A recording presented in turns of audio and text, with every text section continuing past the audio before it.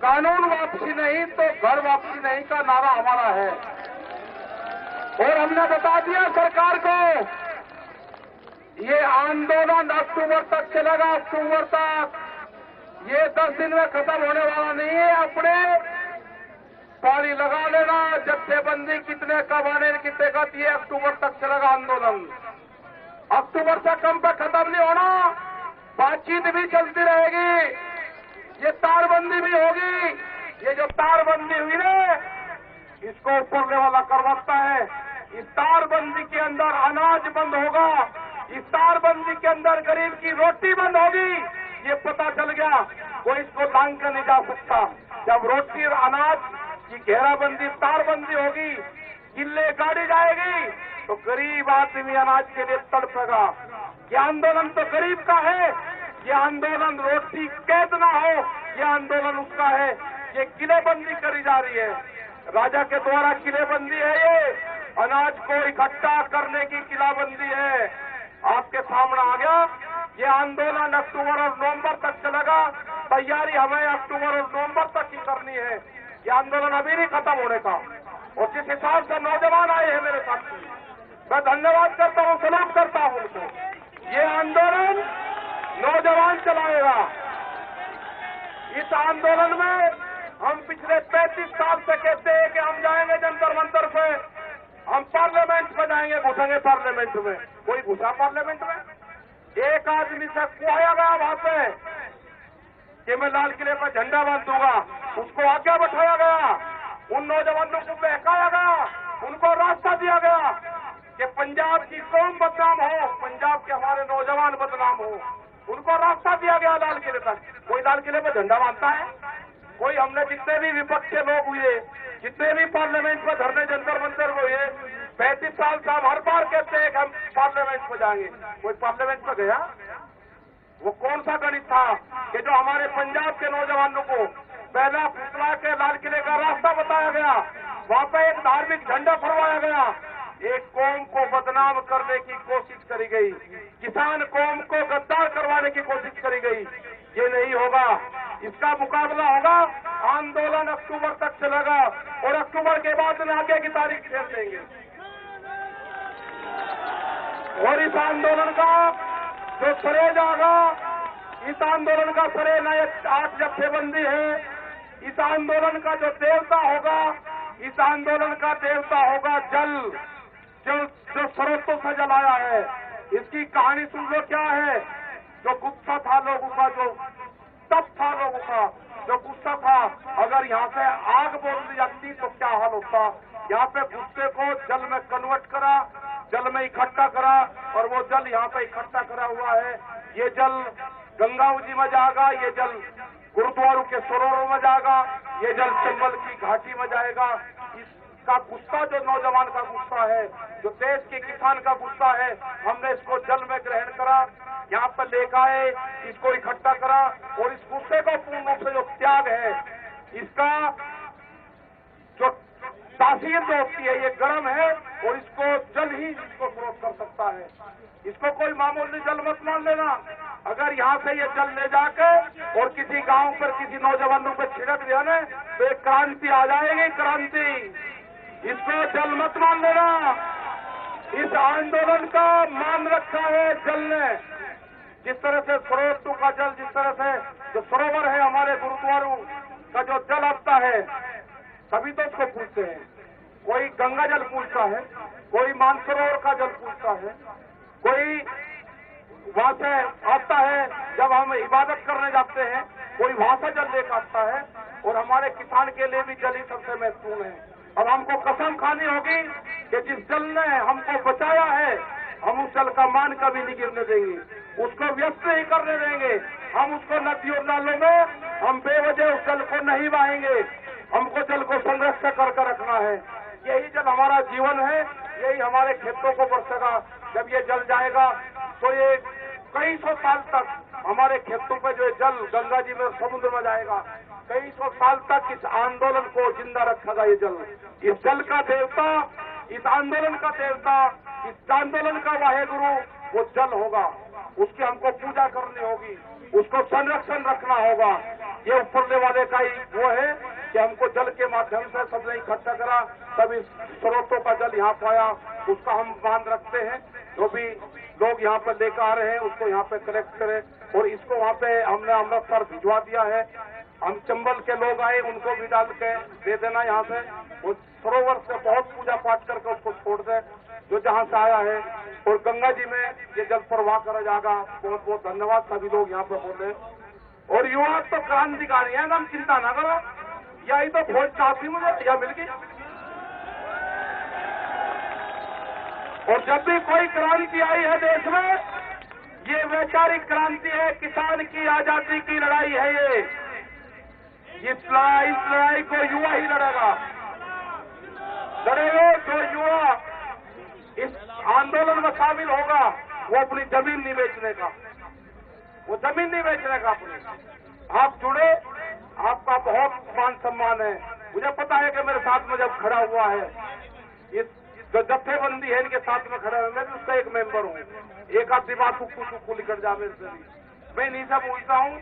यही फिर मुझे बताते हैं उमरा साहब कि आपने ये कह दिया होगा, निकल गई होगी मुंह से। भाई मैं तो जो भी फैसला करती है हमारी जत्थेबंदी फैसला करती है, हम कुछ नहीं करते, ना यहाँ का मंच फैसला करता।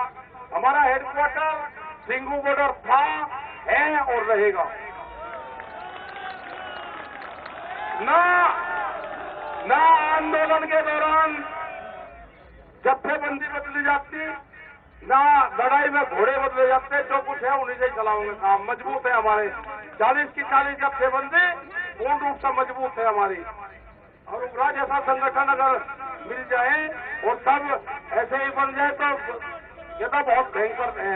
इनसे तो हमें सीखना पड़ेगा, इन्होंने किस तरह से इकट्ठे करे सारे लोग, ये सीखना पड़ेगा। हाँ उग्रा जी को बुलवा दो। हमें अपना प्लान तो बनाना पड़ेगा ना, लंबा प्लान। क्योंकि जैसे हमने पोल दे दी 26 तारीख को, तो लोग ज्यादातर एक पोल पर 26 को आ गए और फिर वो चले गए। तो हम अब ये प्लान बना लें कि कितने लोग आने हैं। जिन लोगों की ड्यूटी 2 महीने बाद की लगेगी तो 2 महीने बाद ही आएंगे। एक गांव से एक प्रोग्राम बनाएंगे कि 25 आदमी के आसपास एक गाँव से आएंगे, वो 10 दिन रहेंगे, उनके 2 ट्रैक्टर रहेंगे, फिर दूसरे ट्रैक्टर आ जाए, फिर 25 लोग आ जाए। तो इस तरह का गांव के लोग रूटीन बनाएंगे इसको लंबा आंदोलन चलाने। एक पूरी सरकार की तरफ से बातचीत के लिए कोई प्रस्ताव आया अभी?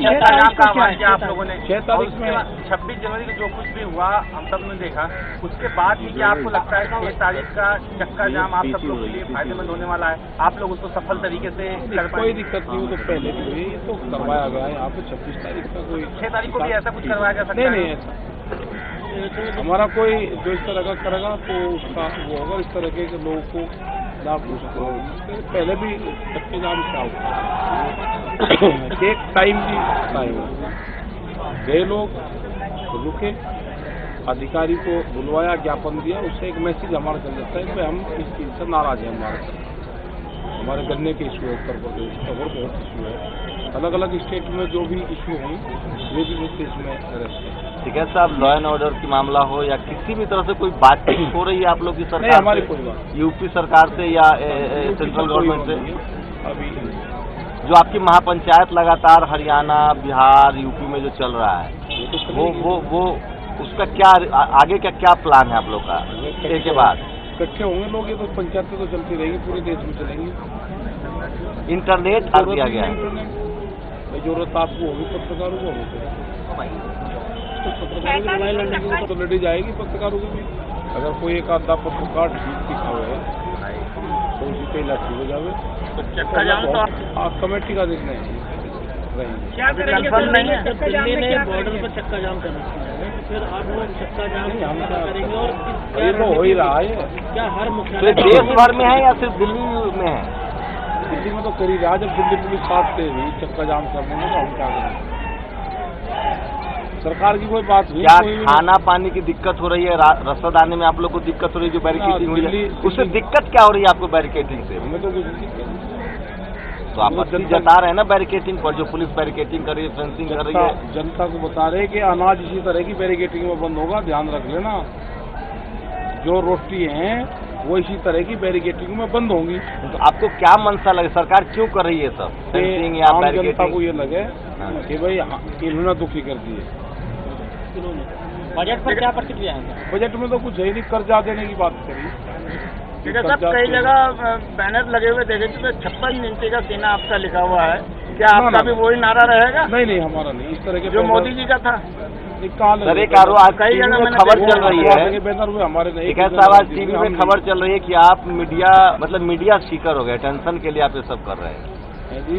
मीडिया का अटेंशन के लिए आप ये सब कर रहे हैं, आंदोलन से कोई मतलब नहीं है, आप राजनीति कर रहे हैं। हाँ तो क्या करूँ भाई, ये बैरिकेटिंग ना दिखाऊं? ये रोटी उधर जा रही थी, खींच कर लग रहा मुझे आन रोटी, तो ना दिखाऊं? कल रोटी उधर जाएगी, उसको लाठी से खींचूंगा, जब क्या होगा? रोटी उधर जा रही है, रोटी को खींचना है, कल वो दिखा दे भाई बैरिकेटिंग के पल्ली तरफ रोटी है और उसको खींचना है मुझे रोटी को। ये तो रोटी कैद में चली गई, अनाज कैद में चले गया, गरीब की रोटी ताले में बंद ना हो, ये आंदोलन तो सरकार वापस क्यों नहीं ले रही है? इतना आंदोलन के बाद भी सरकार ये कानून को वापस क्यों नहीं ले रही? सरकार बताओ। राजेश सिंह चौहान है, हमारे सीनियर लीडर हैं। तो चक्का जाम जिला स्तर पे ये बताइए। देखिए, दिल्ली के चारों तरफ आई गई, ये उत्तर प्रदेश में भाजपा के द्वारा और बजरंग दल के लोगों के द्वारा ये जो किसान गाय के जानवरों की बचत के लिए अपनी फसल के लिए लगाता है, वो कानूनी जुर्म है। यहाँ तो मानवता को ये कटीली तार संसार कर रही है। जो दिल्ली किसान को उग्रवादी दिखाना चाहती है, तारे लगा करके दिल्ली के लोग, हमारे गाजियाबाद के लोग जो उत्तर प्रदेश से आ रहे हैं या हिंदुस्तान के किसी भी किनारे से आ रहे हैं, ये सरकार की एक साजिश है और सरकार जानबूझकर ऐसा कर रही है कि दिल्ली और आसपास के लोग परेशान हो और किसान आंदोलन को बदनाम करें और किसानों के प्रति उन्हें आक्रोश है। भारत सरकार और दिल्ली सरकार को नहीं पता कि जो गाजियाबाद दिल्ली में रह रहे हैं वो हमारे लोग, हमारे किसानों के लोग। हमारा एक परिवार गांव में है, एक परिवार गाजियाबाद, दिल्ली, नोएडा यहाँ है पेट की रोजी के लिए। गांव ऐसे कोई नहीं छोड़ता, गांव में समस्याएं हैं। ये लड़ाई गांव गरीब किसान की टिकैत साहब लड़ रहे हैं, अपने अनाज, अपने बच्चों के भविष्य की लड़ाई हम सब लोग टिकैत साहब के नेतृत्व में जो लड़ रहे हैं। ये आज कोई नई लड़ाई नहीं किसान की। टिकैत परिवार आदरणीय महात्मा टिकैत जी 36 साल से किसानों के लिए संघर्ष कर रहे हैं और ये संघर्ष जारी रहेगा। दिल वापसी नहीं तो घर वापसी नहीं। और राकेश टिकैत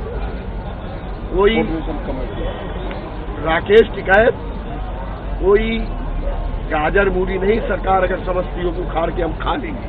जो अन्य धरना प्रदर्शन जो बॉर्डर में छोटे छोटे संगठन बैठे थे, उनके साथ उन्होंने वार्ता किया और हमारा निर्णय संयुक्त मोर्चा जो हमारा है किसानों का, वो सब बैठ करके जो उनका निर्णय हो।